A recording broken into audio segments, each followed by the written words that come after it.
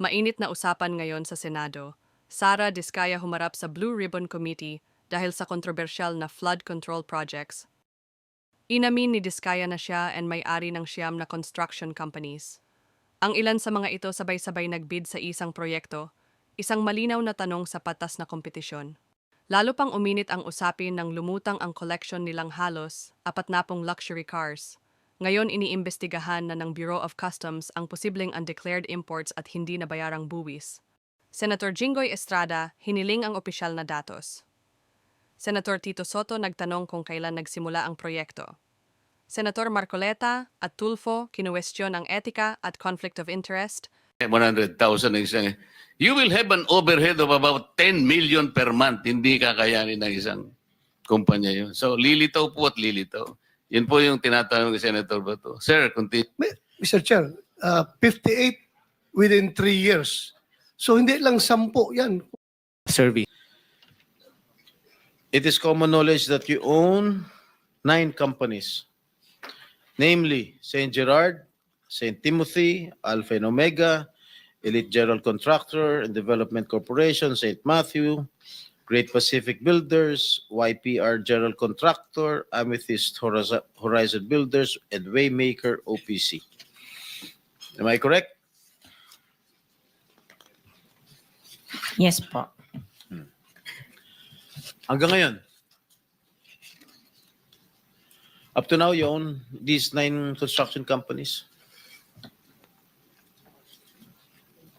Yes po. All right. Since you started securing contracts from the DPWH, since kailan kayo nag-umpisa? 2012? DPWH? Yes. Yes po, 2012. Pag-usapan muna natin yung 2022 hanggang 2025. Ilan na po yung naging projects nyo sa DPWH? Marami na po. Ilan nga? I don't Mahigit have the figure. 400? Mahigit 500? Within the span of 3 years. I don't have the figures po. Estimate lang po, ballpark. Give me a ballpark figure. Siguro po mga 400 ganun. I'm not Siguro. I'm really not sure. Okay. I don't have the figures with me. Sa loob, sa bawat taon, ilang bidding ang sinasalihan mo? Marami po kaming sinasalihan na bidding. All flood control projects? No po. Ano pa yung mga projects?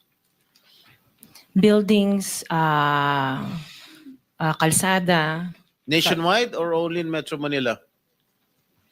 nationwide po. Nationwide. All right.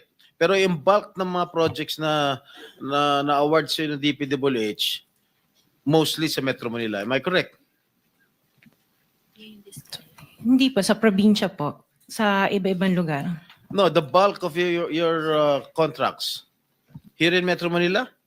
No po, outside Metro Manila ang marami. Where outside? Where outside of Metro Manila? We have in Naglabas ng search warrant ang gobyerno at nakumpiska ang 3 sasakyan mula sa Diskaya Properties.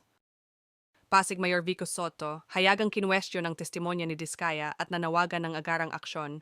Isang tanong ang nananatili. May pananagutan ba si Diskaya sa controversial na flood control projects?